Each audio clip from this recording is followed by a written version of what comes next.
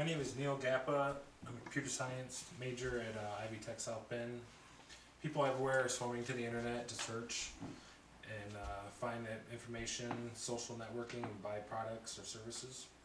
People are under the impression that nobody's listening. But computers are tracking every move. Your privacy is not protected by current laws. People trust that their identity is unknown and can go about without being watched or scrutinized on the internet. But in fact, every day, everything they do down to the keystrokes is being monitored and recorded. Internet privacy is almost non-existent today. The only laws and regulations set forth are pertaining to banking, hospitals, and government and child information. In regards to those, the U.S. has the toughest laws and regulations in the world.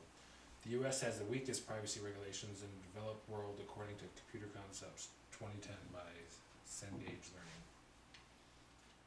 The government is contracting companies for this information to prosecute, investigate, and even build profiles on everybody.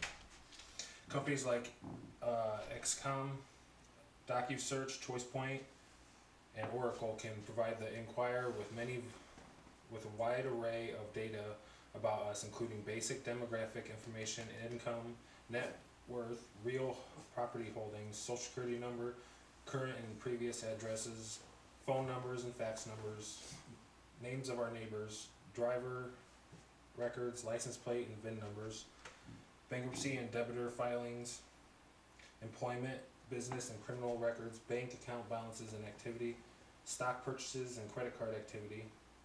The government routinely makes use of these services. Even in the years before 9/11, ChoicePoint and similar services ran between 14,000 and 40,000 searches per month for the United States Marshal Service alone. According to the article by Christopher Sobglin titled "In Government Data Mining and the Fourth Amendment." You should know every time you access the internet, you search and log in an account, post on Facebook, or click on ads, you are being watched and exploited for the benefit of few. Websites are using cookies to identify you and log your searches and track your internet activity. Website owners are gathering information about your preferences and monitoring individuals that are sharing information through peer-to-peer networks. They claim they use this information to get better results for your searches and remember you when you log in.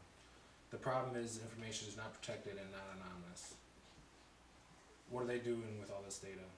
As the world becomes, and more already has become, dependent on the internet and its main source of communication, information, and media, in turn it also has become the biggest source of advertising. Advertisers have gotten smart and use the information to narrow their target audiences. They single you out when you are searching and they put pop-ups in your face.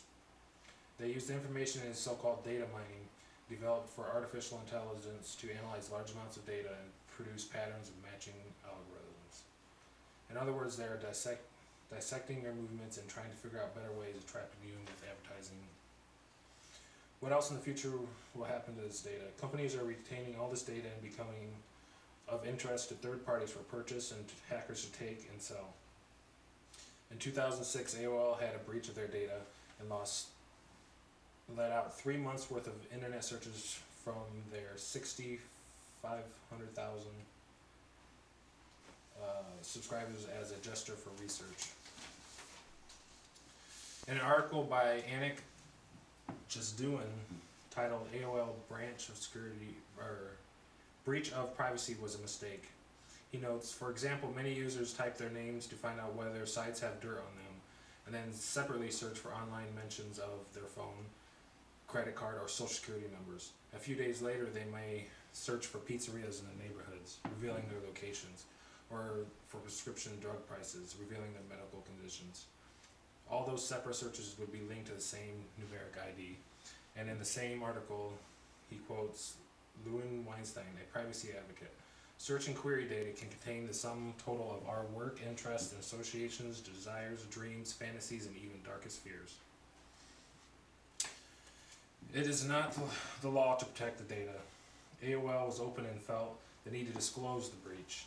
Other sites should be held up to the law and provide such information about a breach of privacy. I urge you not to let this kind of activity go on. Put pressure on government officials and political leaders for change in the laws to protect your privacy. In the article on CNET News titled panel, new rules, tech needed for data privacy. Stephen Adler from IBM commented, I think we are all saying the same thing. We want effective checks and balances in the use of our data. In the future, we do not know what the limit to or what will become of all this private information being shared freely today.